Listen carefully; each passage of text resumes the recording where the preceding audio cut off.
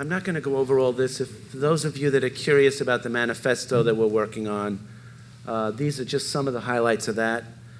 Some pretty straightforward stuff: accelerate the international efforts to regionalize climate change modeling. We've done some of that work here. Thanks to SIO, we now have a sense that it will probably get drier in our region, and this is going to exacerbate dust vectors and so forth in Tijuana in particular. All the more reason that Oscar's work with that permeable pavement is really important.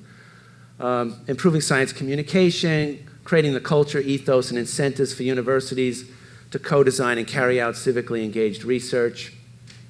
Building community university infrastructure locally and globally, necessary for transdisciplinary collaboration and authentic knowledge exchange. That's a mouthful, not easy to do. I think, again, the presentation we got treated to by Oscar and the difficulty of linking science to society in those ways really stands out. This last point, articulate historically and ethically informed views of alternative futures. This is squarely in the realm of the social sciences, humanities, and visual arts, to try to develop some charismatic, countervailing alternative to what we've got right now. If what we've got right now is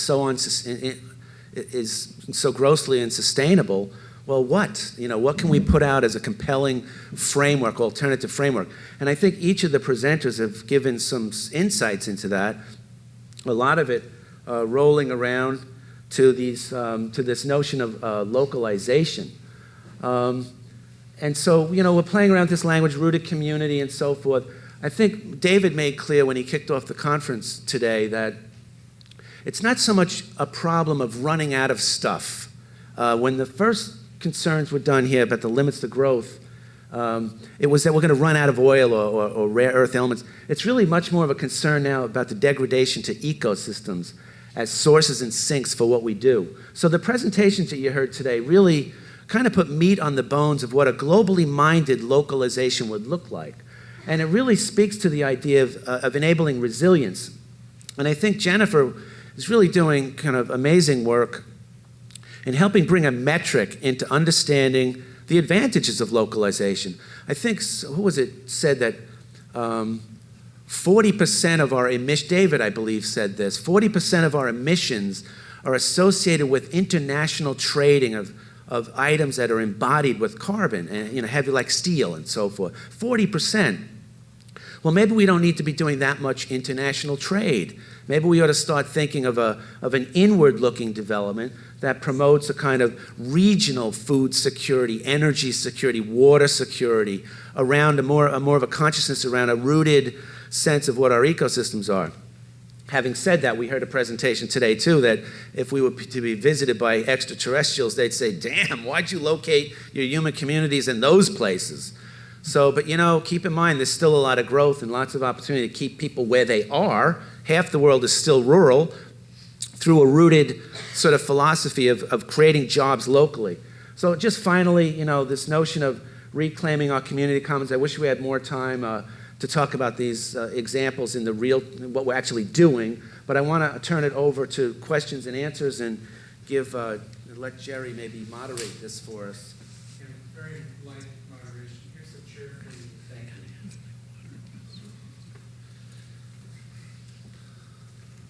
Oh yes, okay. And please offer your name. Hi, I'm Debbie Seligson. I'm a PhD student in the Political Science and International Relations Department.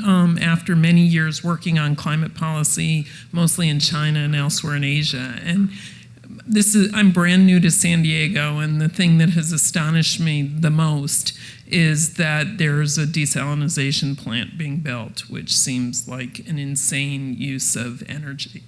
And my question is this really a foregone conclusion? Are there still ways to stop this? I mean, it's projected to produce 7% of San Diego's water. I can easily imagine hundreds of ways to conserve 7% of San Diego's water.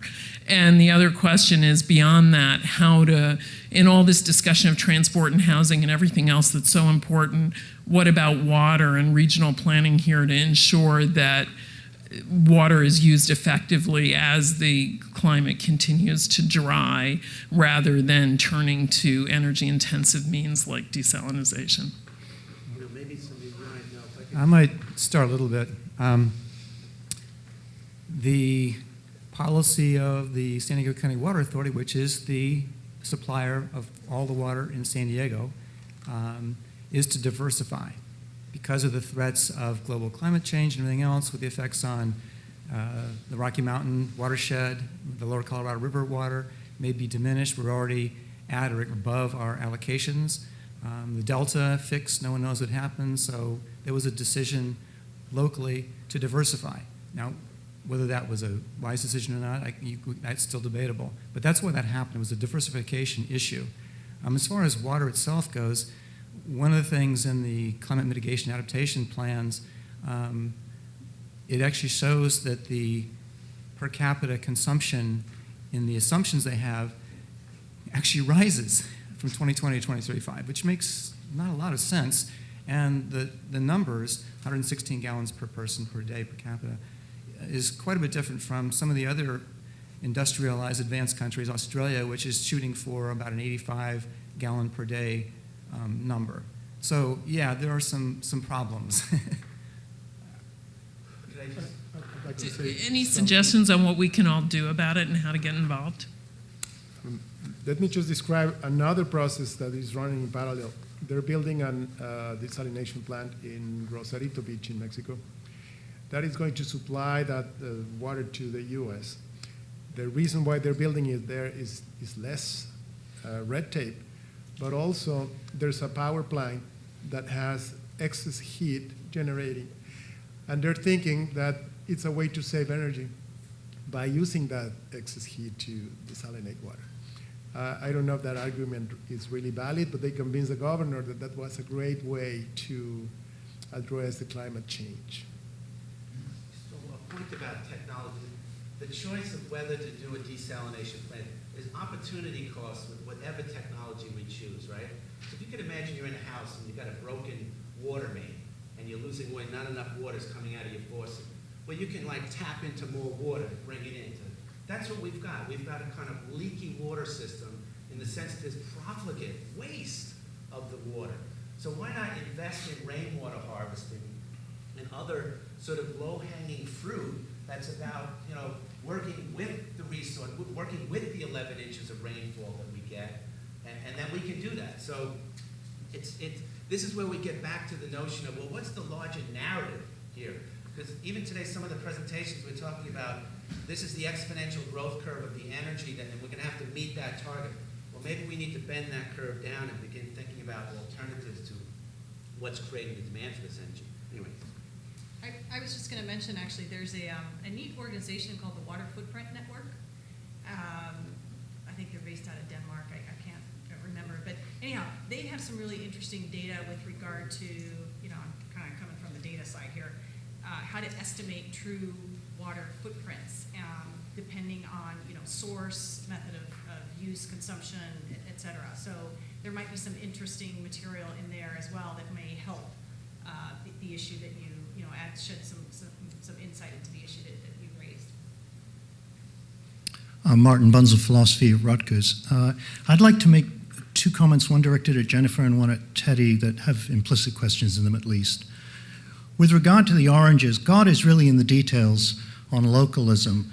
And I want to raise an issue of caution about unbridled local boosterism, partly out of considerations of equity.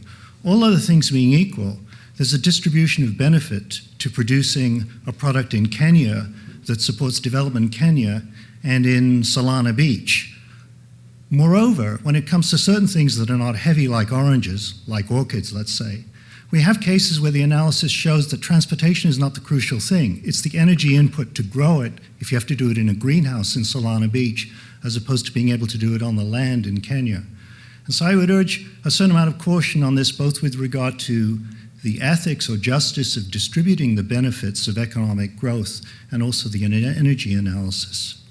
With regard to Teddy's presentation, when I moved here to San Diego, I ran into this rather obnoxious, when you land in the airplane, they say, "Welcome to San Diego, America's foremost city, finest city. We've heard a lot today about embedded energy in production, but I'd love to see some analysis on energy embedded in the service industry. You know, when I bought a new refrigerator from Home Depot, there was free installation. The guys who did the installation drove in their truck from Tecate, where they run a business, across the border to put in my refrigerator.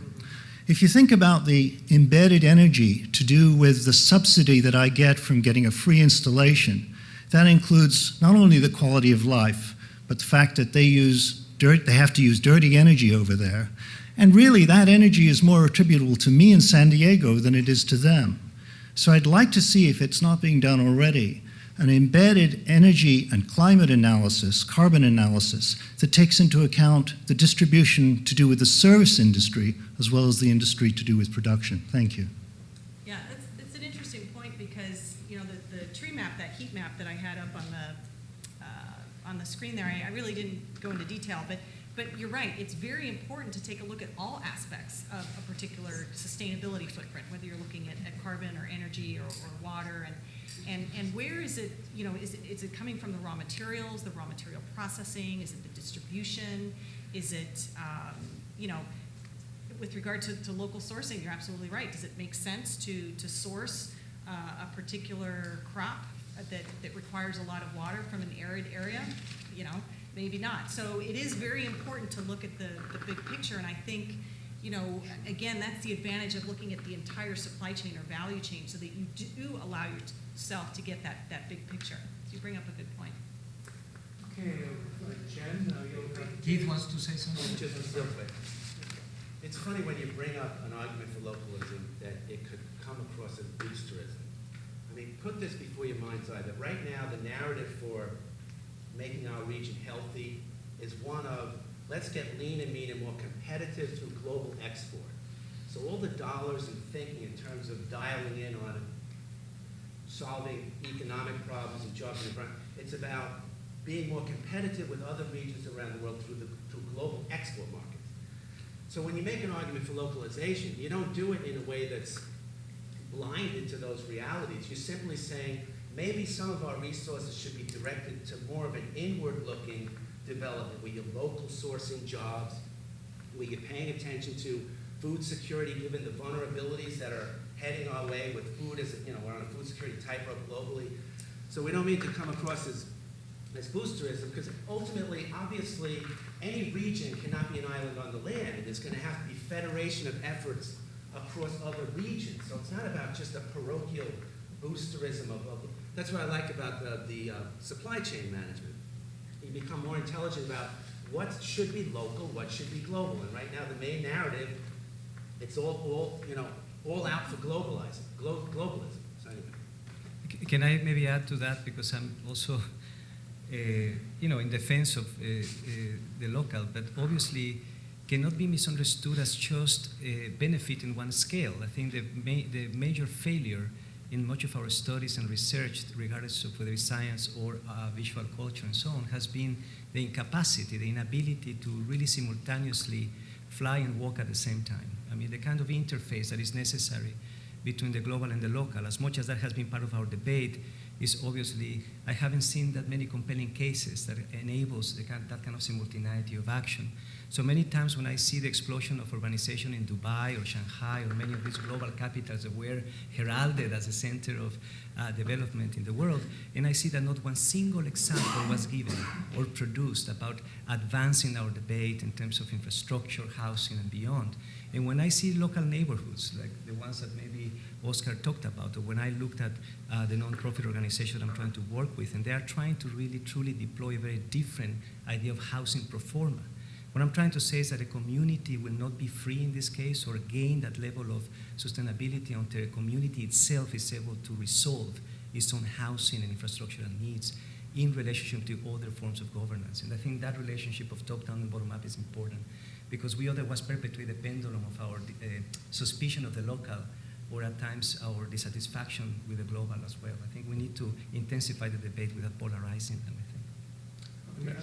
I just want to react to, sure, very quickly. This concept of installers coming from Tecate. This is a region, and the border is an accident.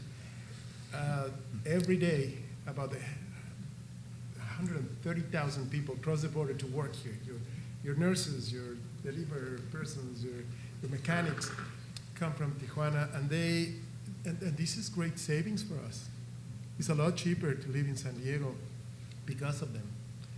And then the impacts go back to Mexico. So it's a circular door where we get all these services in exchange for less. So perhaps we need to take that into consideration as well. We are running over time. Okay, So you can pass. What time are we? I don't know. Okay. I'm also happy to pass if you want to wrap it up, whatever. Well, you Okay. understood. Thank you. You earned it. My sacrifice was enormous. Thank you guys for a really wonderful panel. I was just wondering maybe if in the spirit of the overarching theme of justice, you guys might be willing to wrap up and address the following: how San Diego, as a local-ish ecosystem, might fit into the broader picture. I mean, when I think about this from a food security perspective, we live, within spitting distance of the region that provides half of the country's produce. And we've done this sort of analyses for, economy-wide emissions on local, regional, national scales, and the math does not work out in most places' favor. I mean, San Diego, we're an embarrassment of riches here in terms of, our food web and our climate, our ability to build housing, our ability to, heat and cool our campus on renewable energy. This is a bit of a product of existing in this beautiful temperate climate where we are. So thinking that these numbers work out differently in different places, I'm wondering if you could speak to this kind of federation of local communities idea and what we can learn from San Diego, how things you think will be different, and again, this issue of justice. We can't demand changes from people who don't have the accident of existing in the place where we are. Can I actually, and I want to hijack the microphone here again because inspired by Oscar Romo and my collaboration with him, I wanted to show this animation that I really meant to show. It shows the last 100 years, how San Diego and Tijuana have grown in relationship to each other. San Diego has grown 5 or 6 times larger than Tijuana. Both have approximately the same population. This speaks, so much about not only the power of images as political tools, but also of the relationships between density and irresponsible sprawl and so on. Finally, in response to this, not only is about the local, but how can we reimagine the region through the specificity of the political and the socioeconomic embedded in these communities. All the images that Oscar showed of that informal settlement and the images that I showed of the neighborhood in San Diego, these are the 2 neighborhoods. They are next to each other, on both sides of the border, next to the checkpoint.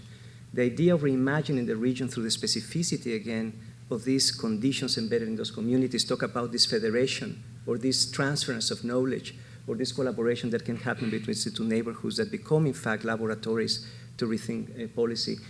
Finally, both neighborhoods across the border, that's a checkpoint, San Isidro to the north. I work with a nonprofit there, Casa Familiar, and this is the canyon where Oscar works with Alter Terra. In the middle of them, the estuary, the Tijuana River estuary that has been contaminated with the pollution entering from the informal settlement and further undermined by the presence of Homeland Security and the building of the new third wall that divides these 2 countries. So I think the federation of this and coalition of these communities speaks not only internal to San Diego, but fundamentally across the border. I could add to this. I think the federation is so crucial, and there is a globalizing of human agency going on right now amongst, with respect to the knowledge production and the globalization of science, globalization of civil society. So I think one of the things that we can do through planning is there is now a global network, worldwide network of all the world's regional associations of planning schools. And we did a roundtable that looked at how can you link or federate transnational efforts among civil society, Slum Dwellers International operating in 30 different countries, women in the informal economy globalizing and organizing throughout Latin America. How can you find ways of aligning the academic networks, the globalization of science and our capacity to integrate it, with those effervescent networks at the scale of civil society? So those are where, and I think it's promising. And I would argue there's a globalization of indigeneity as well, a resurgence of the cultural respect for traditional tribal life ways. There's a lot to be learned in that. So this is where I would say there's something to be done. Yes. Thank you. Well, hijacking your map. And you will close for us. Okay, thank you. Think about the opportunities of soil conservation, water conservation, species conservation, if you keep Tijuana that small. Because we can use those valleys and these 11 inches of rain there to produce food. Transportation is not a problem. So it's a great idea to work together, but also respect the different cultures and take advantage of the benefits of a region that has these two faces. And I think that in terms of climate change, at one point, and I saw this on a movie, on a science fiction movie that might be a reality in the future, San Diego started moving to Mexico, and Border Patrol in Mexico said, hey, no, wait a second.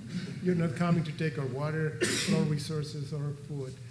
And that could happen. Mexico has been able to conserve, and we've been able to sprawl. So this is the value of the region. Okay, that's a great close.